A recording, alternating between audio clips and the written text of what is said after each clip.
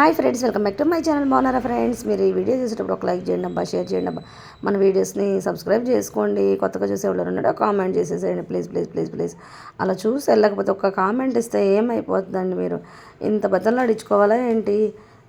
Please అండి, ఒక comment చేయండి, ఒక లైక్ ఇవ్వండి. కనీసం లైక్ నేను ఇచ్చా అంటారు అందరూ. ఎవరూ లైకులు కొట్టట్లేదు అసలు.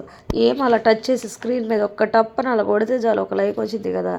ఇంకా పిల్లలు వచ్చేసరికి కొన్ని పనులు చేసేసుకుంటే వాళ్ళు వచ్చాక హోంవర్క్లు, వాళ్ళకి బ్రేక్ఫాస్ట్, స్నానాలు, స్కూల్ నుంచి వచ్చేసరికి మళ్ళీ చాలా పనులు ఉంటాయి కదా.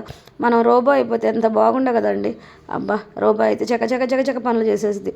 మనం ఎంత త్వరగా పనులు చేద్దామని కొన్ని పనులు అవుతాయి. నేను త్వరగా పనులు అయిపోగొట్టేసి ఉంటే బాగుండు అనిపించేసేసింది. గిన్నెలు కడిగేసేసి వచ్చి కసులు జిమ్ వేసేసుకున్నా.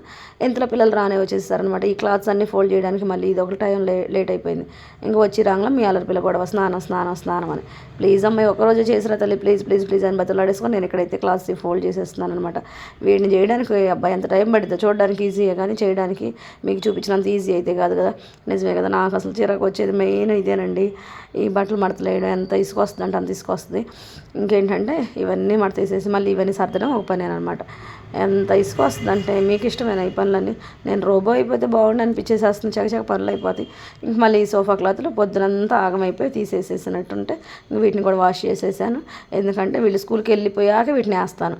వీళ్ళు ఇంట్లో ఉన్నంతసేపు వీటిని ఎడిబీకేస్తారో కూడా తెలియదు అనమాట అసలు.